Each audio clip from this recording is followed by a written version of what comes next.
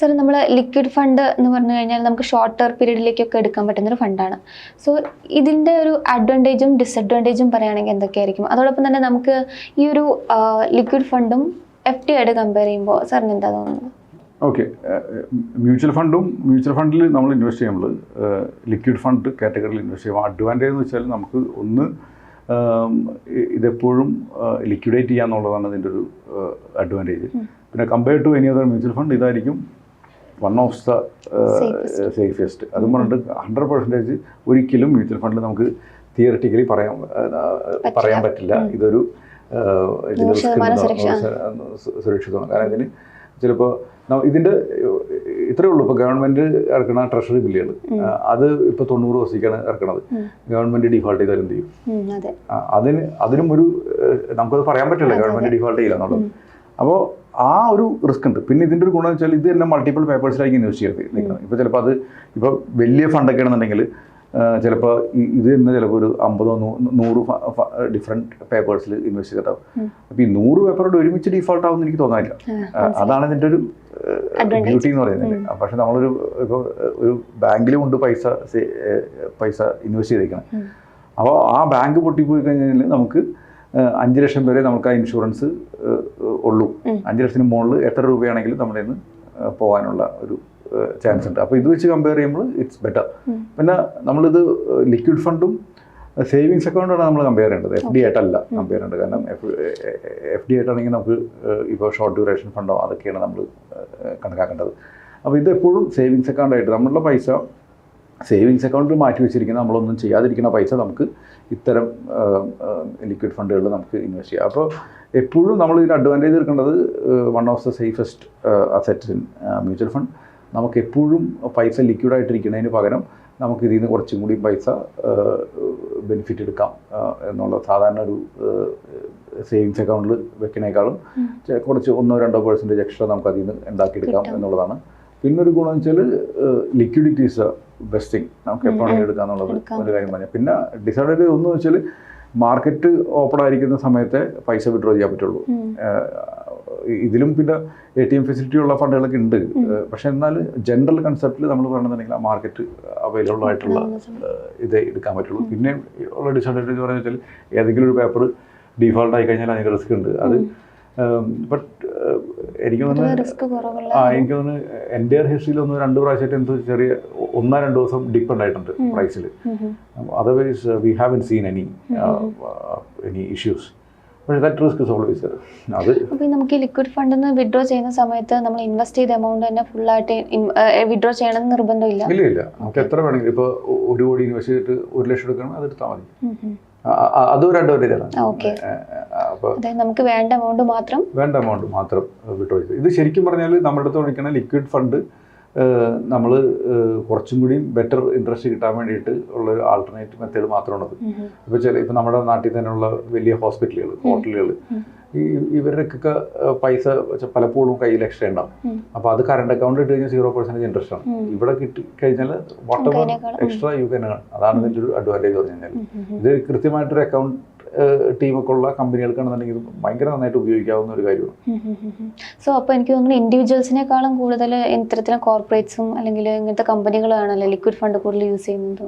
അത് definitely institutions ആയിരിക്കും ഉപയോഗിക്കുന്നത്. പക്ഷേ ഇത് ആർക്കായാലും എക്സസ് പൈസ സേവിങ്സ് അക്കൗണ്ട് പോലത്തെ അക്കൗണ്ടിൽ ലിക്വിഡ് ആയിട്ടിരിക്കുന്ന ആൾക്കാർക്ക് ഉപയോഗിക്കാവുന്ന ഒരു കാര്യമാണ് ലിക്വിഡ് ഫണ്ടിൽ ഉപയോഗിക്കുക എന്ന് പറഞ്ഞു കഴിഞ്ഞാൽ.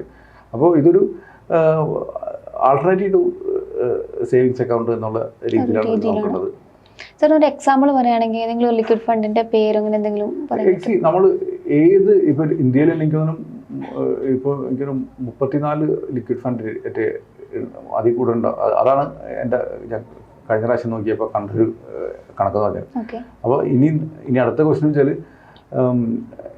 ഏത് ലിക്വിഡ് ഫണ്ടിൽ ഇടണം എന്നുള്ളതാണ് ക്വസ്റ്റ്യൻ എന്നുണ്ടെങ്കിൽ നമ്മൾ ഏറ്റവും കൂടുതൽ അസറ്റുള്ള ഫണ്ട് നോക്കിയിടാന്ന് പറയുന്നത് ഒരു സിമ്പിളായിട്ടുള്ള മെത്തേഡ് വന്നില്ല, അത്രയേ ഉള്ളൂ.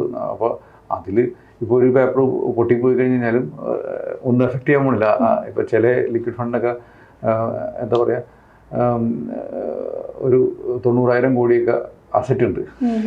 അപ്പോൾ അതിലൊക്കെ ഒരു പേപ്പർ മിസ്സായി കഴിഞ്ഞാൽ അത് ഉണ്ടാവില്ല, എന്നാലും പറയുന്നത്. അപ്പോൾ നമുക്കിത് സേഫ് ആണല്ലോ. അപ്പോൾ അങ്ങനെ ഒരു ഫണ്ട് നോക്കിയിട്ട് ഇൻവെസ്റ്റ് ചെയ്യാന്നുണ്ടെങ്കിൽ നോക്കണം. ഇപ്പോൾ നമുക്ക് എക്സാമ്പിൾ വേണമെന്നുണ്ടെങ്കിൽ ഇതൊന്നും റെക്കമെൻഡേഷൻ അല്ല, എന്നാലും പറയുന്നത് വെച്ചാൽ ഇപ്പോൾ HDFC ഫണ്ടാണ് ഏറ്റവും വലിയ മുള്ള എനിക്ക് തോന്നുന്നു.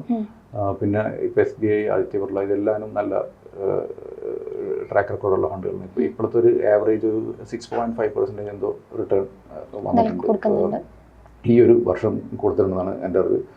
അതേമാതിരി തന്നെ ലിക്വിഡ് ഫണ്ട് എടുക്കുന്ന സമയത്ത് ചെറിയ മുള്ളൊക്കെ വേണമെന്നുണ്ടെങ്കിൽ ഒന്ന് ഒഴിവാക്കാം. ഇപ്പോൾ പുതിയതായിട്ട് തുടങ്ങിയതൊക്കെ ആണെന്നുണ്ടെങ്കിൽ ഒഴിവാക്കാം. പിന്നെ ഇതിൻ്റെ ഒരു യൂസ് കേസ് പറഞ്ഞിട്ടുണ്ടെങ്കിൽ ഒന്ന് നമ്മളെടുത്ത് ഈ ടൈമിൽ പാർക്ക് ചെയ്യുന്ന വന്നിട്ട് നമുക്ക് പീരിയോഡിക്കലി നമുക്കത് ഇക്വിറ്റി ഫണ്ടിലേക്ക് മാറ്റണം എന്നുണ്ടെങ്കിൽ ആ സെയിം ഫണ്ട് ഹൗസിൽ തന്നെ എടുക്കേണ്ടി വരും. ഇപ്പോൾ എനിക്ക് ഇഷ്ടപ്പെട്ട ഒരു ഫണ്ട് എന്ന് വെച്ചാൽ ചിലപ്പോൾ HDFCയുടെ ഫണ്ടാണെന്ന് വിചാരിക്കും ഇക്വിറ്റിയിൽ. അപ്പോൾ എനിക്ക് ആ ടൈം ആ പർട്ടിക്കുലർ പർപ്പസിന് വേണ്ടിയിട്ട് ഇൻവെസ്റ്റ് ചെയ്യുന്ന ലിക്വിഡ് ഫണ്ട് ഞാൻ HDFCയിൽ തന്നെ എടുക്കണം. അങ്ങനെയാണെങ്കിൽ എനിക്ക് സിസ്റ്റമാറ്റിക് ട്രാൻസ്ഫർ ചെയ്യാനായിട്ട് പറ്റത്തുള്ളൂ. ഇനി അതും ഇപ്പോൾ ചില ആൾക്കാരൊക്കെ അത് മെത്തേഡ് കണ്ടുപിടിച്ച് ഡിഫറെൻറ്റ് ഫണ്ട് ഹൗസിൽ മാറ്റാൻ പറ്റും എന്നൊക്കെ പറഞ്ഞിട്ട് മിക്കവാറും റെഗുലേഷൻ വരും അത്. അപ്പോൾ ഇപ്പോഴത്തെ ഒരു സാഹചര്യത്തിൽ നമുക്ക് ഇക്വിറ്റി ഫണ്ടിലേക്ക് ഇൻവെസ്റ്റ് ചെയ്യണം എന്നാണ് ആവശ്യമുണ്ടെങ്കിൽ ഈ പറഞ്ഞ സെയിം ഫണ്ട് ഹൗസിൽ തന്നെയുള്ള ലിക്വിഡ് ഫണ്ടിൽ വെച്ചിട്ട് അപ്പുറത്തേക്ക് ഇക്വിറ്റിയിലേക്ക് മാറ്റാം. നമുക്കതൊരു ലിമിറ്റേഷൻ ആയിട്ട് വേണമെങ്കിൽ പറയാല്ലേ? ലിമിറ്റേഷൻ എന്ന് പറയാൻ അത് എനിക്ക് തോന്നുന്നത് ഒരു ഫീച്ചർ അങ്ങനെയാണ്. അത് എനിക്ക് തോന്നുന്നത് പെട്ടെന്ന് തന്നെ മാറുന്നതാണ്. ഞാനിപ്പോൾ അടുത്തെന്തൊരു വീഡിയോ കണ്ടിരുന്നു, ഏതോ ഒരു ആപ്പ് ഏത് ഫണ്ടിൽ നിന്നും വേണമെങ്കിൽ സിസ്റ്റമാറ്റിക് ട്രാൻസ്ഫർ ചെയ്യാമെന്ന് പറഞ്ഞിട്ടൊരു വീഡിയോ ഞാൻ കണ്ടിരുന്നു. അത് ഞാൻ യൂസ് ചെയ്ത് ഞാൻ കണ്ടിട്ടില്ല. പക്ഷെ ഇത് എനിക്ക് തോന്നുന്നു സിൻസ് ഒരാൾക്കാർ തുടങ്ങിയ സ്ഥിതിക്ക് ബാക്കി എല്ലാ ഫണ്ടിലും അത് വരുന്നു, എല്ലാ ആപ്പുകളിലും എല്ലാ ഫീച്ചറായിട്ട് വരാൻ ചാൻസ് ഉണ്ടാവും. ഇതൊരു ടെമ്പററി ഇഷ്യൂ മാത്രമേ ഉള്ളൂ. നമ്മൾ ഈ എമർജൻസി ഫണ്ടായിട്ട് നമുക്ക് ലിക്വിഡ് ഫണ്ടിനെ കണക്കാക്കാൻ പറ്റുമോ? എമർജൻസി ഫണ്ട് നമുക്ക് ലിക്വിഡ് ഫണ്ടിൽ ഇടാം. ഇതിലേ നമ്മൾ നോക്കേണ്ട കാര്യം വെച്ചാൽ ഇപ്പോൾ എമർജൻസി ഫണ്ട് എന്ന് പറയുമ്പോൾ നമുക്ക് എപ്പോഴും പൈസ എടുക്കാനുള്ളൊരു ഇതിലാണ് നിൽക്കുന്നത്. അപ്പോൾ ഒന്ന് സേവിങ്സ് അക്കൗണ്ട് വെക്കുക, അങ്ങനെയാണെങ്കിൽ രാത്രിയായാലും ATM പോയിട്ട് പൈസ എടുക്കുക എന്നുള്ളൊരു അഡ്വാൻറ്റേജ് ഉണ്ട്. ഇനി അതല്ല കുറച്ച് പൈസ വേണമെങ്കിൽ വീട്ടിൽ ലോക്കറിൽ വെച്ചാലും അതും എമർജൻസി ഫണ്ടായിട്ട് വേണമെങ്കിൽ ഉപയോഗിക്കും. പക്ഷേ എനിക്ക് തോന്നുന്നു ലിക്വിഡ് ഫണ്ട്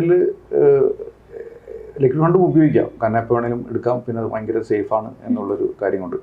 അപ്പോൾ ഇത് തന്നെ ഓരോരുത്തരും ലിക്വിഡ് ഫണ്ടിൻ്റെ ഒരു എമർജൻസി ഫണ്ടിൻ്റെ ആഴം വെച്ചിട്ട് നമുക്ക് വേണമെങ്കിൽ തരംതിരിക്കാം. ഇപ്പോൾ ഒരാൾക്കിപ്പോൾ ഒരു മാസം 1 ലക്ഷം രൂപ ചിലവുള്ള ആൾ 12 മാസത്തേക്കുള്ള പൈസ മാറ്റിക്കണമെങ്കിൽ 12 ലക്ഷം ഉണ്ടാവും ഇവരുടെ അടുത്ത്. അപ്പോൾ അങ്ങനെയാണെങ്കിൽ വേണമെങ്കിൽ എന്താ പറയുക, 1 ലക്ഷം രൂപ സേവിങ്സ് അക്കൗണ്ടിൽ വയ്ക്കാം. ഒരു 6 മാസത്തേക്കുള്ള ലിക്വിഡ് ഫണ്ടിലും ബാക്കി 5 മാസത്തേക്കുള്ളത് വേണമെങ്കിൽ ഷോർട്ട് ടൈം ഡ്യൂറേഷൻ ഫണ്ടിൽ വെക്കണമെങ്കിൽ വെക്കാം. അപ്പോൾ നമുക്ക് മിനിമം എത്ര എമൗണ്ട് ലിക്വിഡ് ഫണ്ടിൽ ഇൻവെസ്റ്റ് ചെയ്യണമെന്നുണ്ടോ? ഇല്ല, എത്ര ഇവൻ എൻ്റെ അറിവിൽ ഇപ്പോൾ SIP കണ്ടെങ്കിൽ 500 രൂപ വെച്ച് തുടങ്ങാം.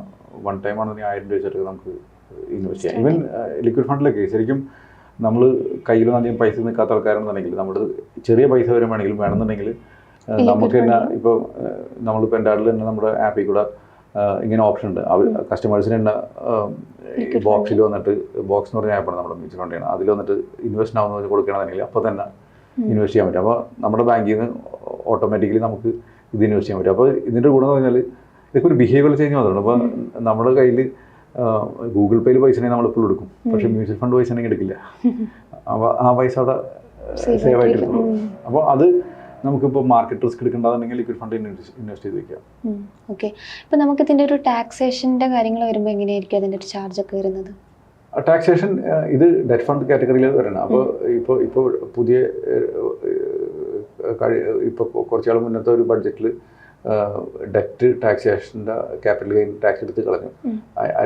അത് സേവ് ആയെന്നല്ല പറഞ്ഞത്. അപ്പോൾ ക്യാപിറ്റൽ ഗെയിൻ അല്ല, അതിപ്പോൾ നമ്മുടെ ഇൻകം എത്രയാണോ, ഒരാളുടെ ഇൻകം എത്രയാണോ അതിൽ ഈ പറഞ്ഞ എത്രയാണോ ഇത് വരുന്ന ഇൻട്രസ്റ്റ് അത് ആഡ് ആവും.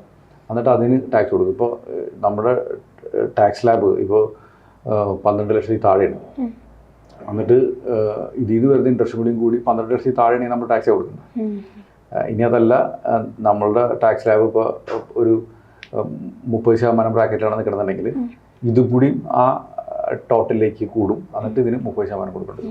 അപ്പോൾ നമ്മുടെ എത്രയാണോ ടാക്സ് സ്ലാബിനനുസരിച്ചിരിക്കും ലിക്വിഡ് ഫണ്ടിൽ ഇൻവെസ്റ്റ് ചെയ്യുന്ന ഇൻട്രസ്റ്റിനുള്ള ടാക്സ് വരുന്നത്.